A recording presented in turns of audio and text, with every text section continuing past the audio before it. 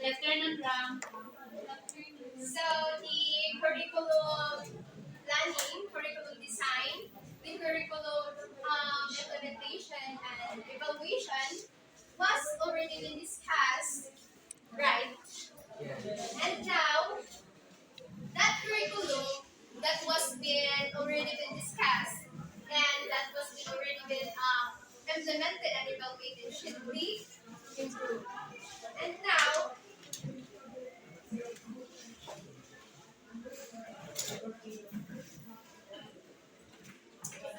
we are going to discuss the curriculum improvement. So, what is curriculum improvement? So it is the process of continuously making instruction better based on student needs. It enhances teaching and learning. So the curriculum improvement, it is refers to the process of analyzing, modifying, evaluating the educational program to ensure if it is relevant, up to date with educational trends and the student needs. So on the other hand, the curriculum improvement, it refers to the process of enhancing the content, structures, and the delivery of the educational program. So there are several steps that involves in curriculum development.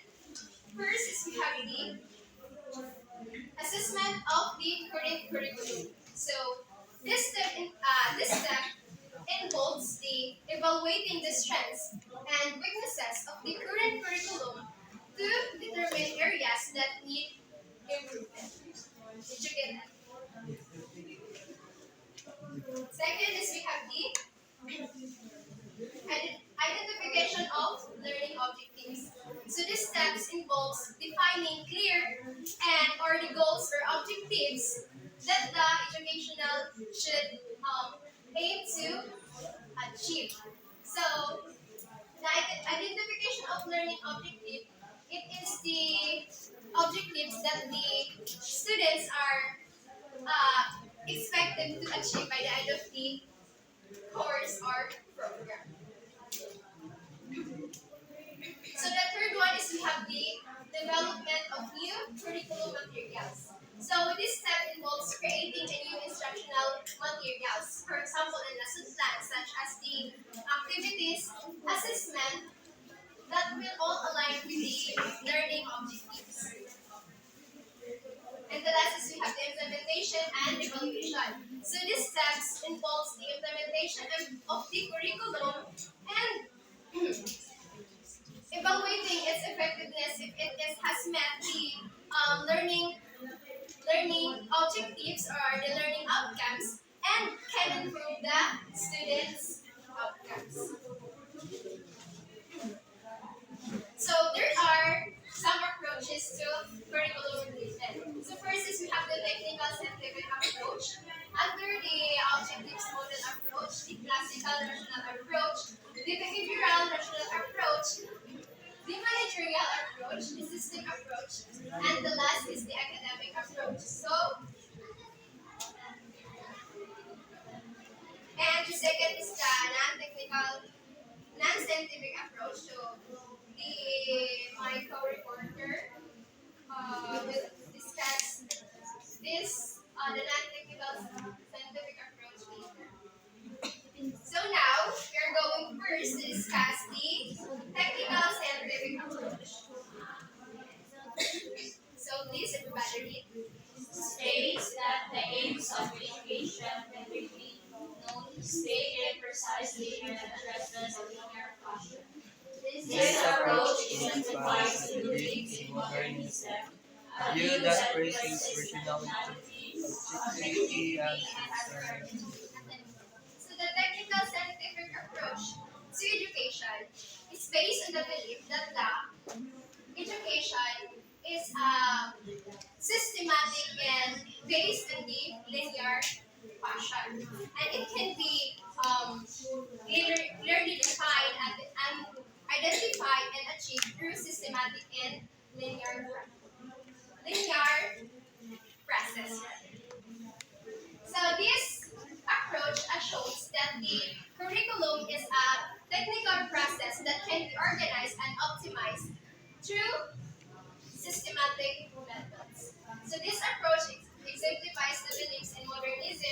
value that persists rationality, objectivity, and certainty. So, the technical scientific approach pala is grounded with the modernist worldview, which values rationality, objectivity, and certainty. So it means that so modernism is emphasizes the importance of science and technology and improving the human life and solving the social problems. So kaya nga tinatawag siya na the technical scientific approach kasi na-involve dito ang science and technology.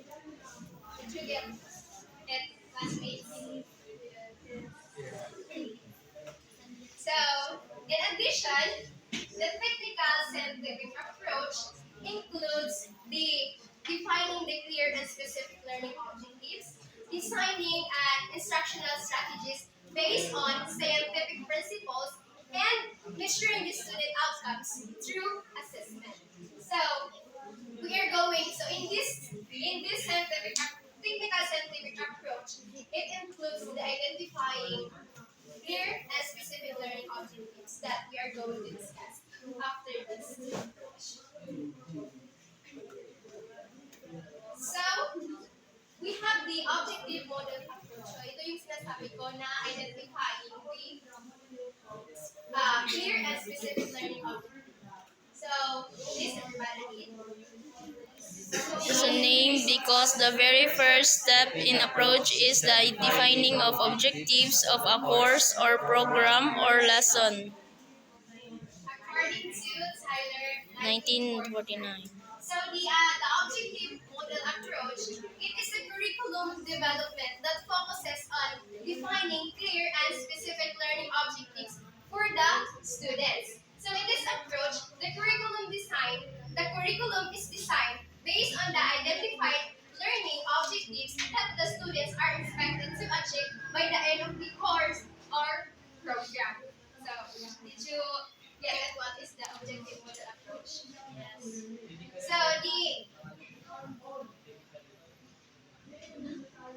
So there are several steps that involves in the objectives model approach. So first is we have the identify the learning objectives. So it is really important to identify the learning objectives that the educational and that the curriculum rather should aim to achieve. So these objectives should be clear, specific, and measurable.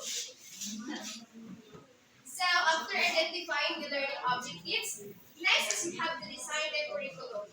So the curriculum is then designed based on the identified learning objective. So the content, activities of your, for example, your lesson plan should be all aligned with the learning objectives. So after designing the curriculum is we have the implement the curriculum. So the curriculum is implemented in a class, for example. And the learning outcomes are assessed to determine that the students have achieved the intended learning outcomes or the intended objectives. So next is we have evaluate the curriculum. So this is the last step of the objective model approach. So this is the evaluating the effectiveness of the curriculum in achieving the intended learning outcomes. So this can be done through surveys, assessment, because it talks about the evaluation data, or other form of feedback that can gain feedback. So next is we have the classical rational approach. So please everybody read. It's an approach that emphasizes the importance of a rigorous and systematic approach to curriculum development. This approach is based on the belief that the curriculum should be designed based subject matter and the needs of the students that the curriculum should be organized in a logical and sequential manner. So the classical rational approach is often used in educational settings because it provides structures and scientific framework in curriculum development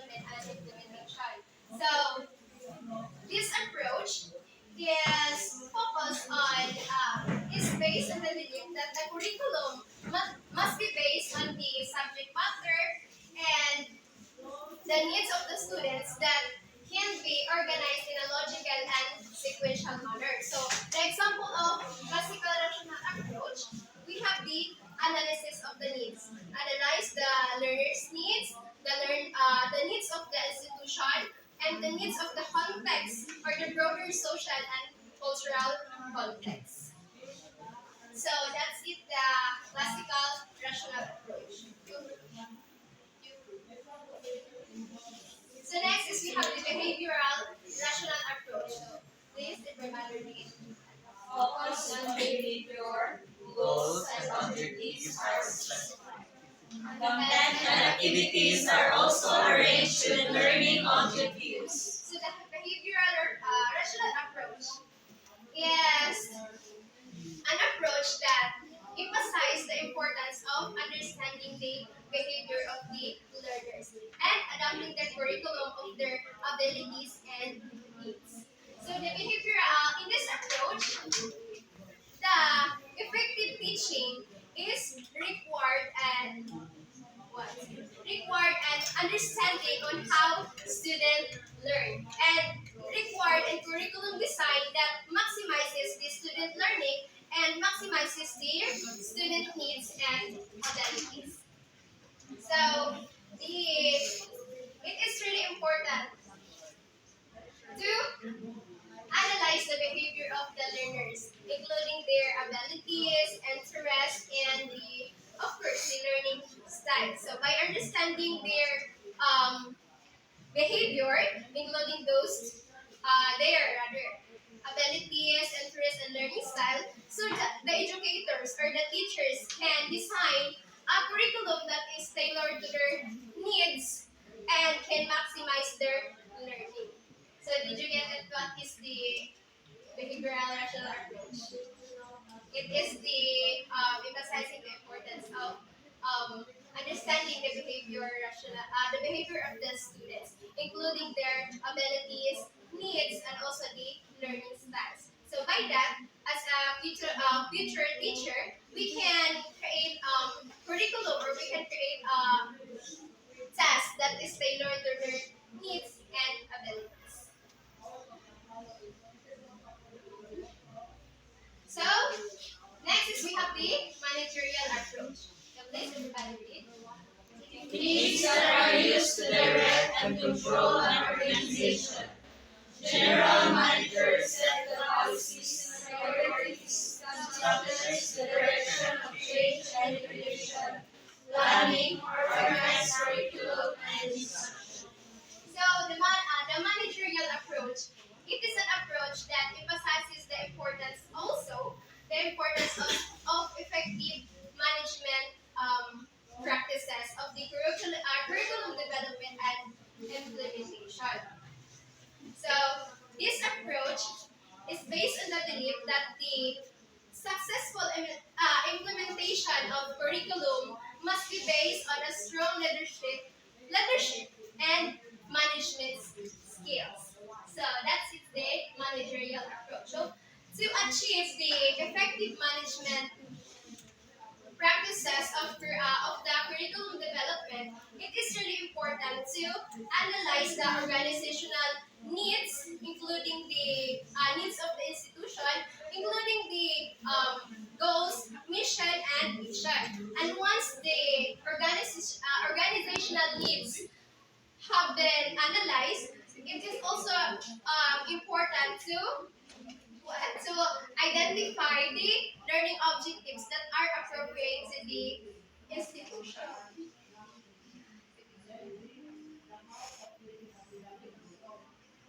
So next is we have the system approach. So a philosophy of a way of thinking which facilitates understanding the handling of a complex situation or phenomenon. So this approach is based this approach is it emphasizes the holistic or integrated approach of the curriculum development and implementation. So this approach is based on the belief that the curriculum is a complex system that is influenced by a variety of factors such as the learners, the teachers, the teaching methods, and the learning environment, and have the last is the broader social and cultural context. So that's it, the system approach. So also, to achieve the holistic and integrated approach, it is also important to analyze the content of the curriculum to evaluate its effectiveness of the institution. So next is we have the academic approach. So this everybody read. Focus on the structure of knowledge and skills. School adopting this approach are able to develop a student's sense of self beyond subject matter and pedagogy. So the academic approach, it is an approach that emphasizes the importance of rigorous. So when we say the rigorous, it is the mahigpit na patakaran sa curriculum. Rigorous academic approach in development and implementation. So in this approach, the curriculum is based on the belief that the curriculum is a should be a high quality and have a strong foundation and knowledge, academic and skills. So to achieve the rigorous and academic approach, it is also important to analyze the academic standard of the subject area and subject area of the grade level. So it focus on the structures of knowledge and skills. So when we say focus the knowledge of the structures of knowledge and skills, so it's all about the academic, and the academic should be in the high quality in the curriculum. So that's it, the academic approach. So, naintindihan niyo ba yung academic approach? What is academic approach again?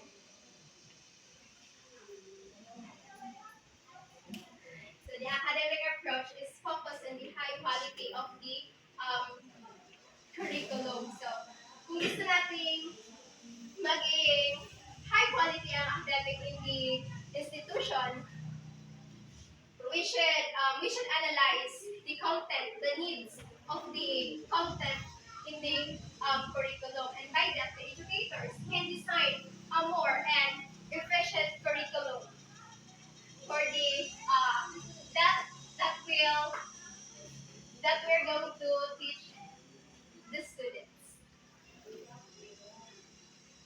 How about the system approach? So it talks about the complex situation. So when we see the complex situation, it is real. It is a situation that the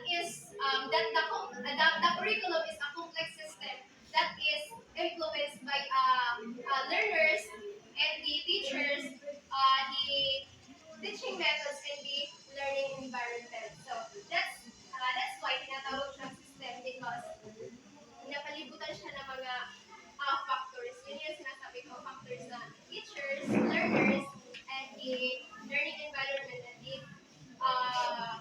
also the methods. And also the managerial approach. So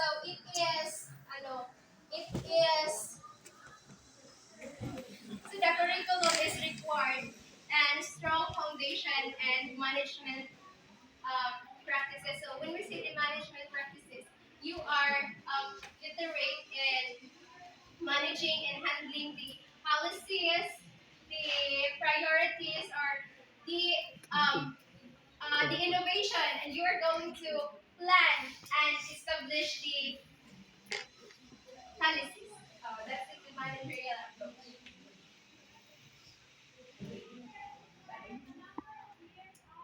Kaya nga may tinatawag tayo ng mga principals, head, teacher, dahil sila yung mga nasa kanila ang managerial approach, kasi sila yung mga nag-handle or nag-establish ng mga patakaran sa institution.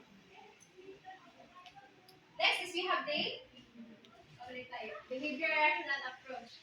So ito yung kinakailangan nating i-analyze ang behavior ng mga students, including their abilities, needs, and learning styles na dapat nating ituro sa kanila para as a future teacher, we can create a curriculum that tailored to their needs and abilities.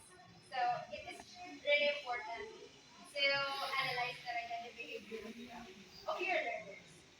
So the classical rational approach, so dito, it should focus on the subject matter and the needs of the students also. So the objective model approach, ito yung defining the clear and specific learning objectives na ituturo natin sa mga bata that the students are expected to achieve by the end of the course or program. So, meron dito yung, ano diba, steps, several steps that involves the objectives model approach. So, first is you have the identified learning approach. So, pa, pa, ano lang siya, cycle. First is we have to identify. And after the identify, we have to design the curriculum. After designing, is we have to implement the curriculum. So after the implementing, we should evaluate that curriculum that was being implemented.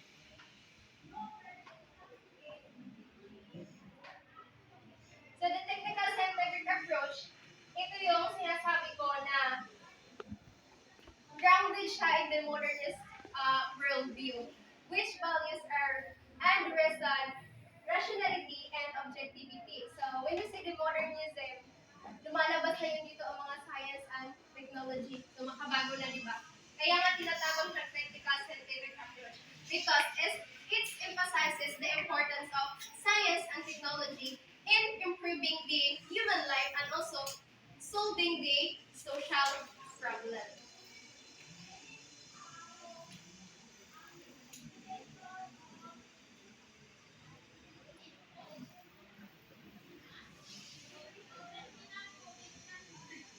So in overall, the curriculum improvement is an ongoing process. Kaya nga tinatawag itong is the process of continuously making instructional better based on student needs because it is an ongoing process that the educational program must be continually evaluated and up to date with the educational trends and the student needs. So, did you have any clarification question?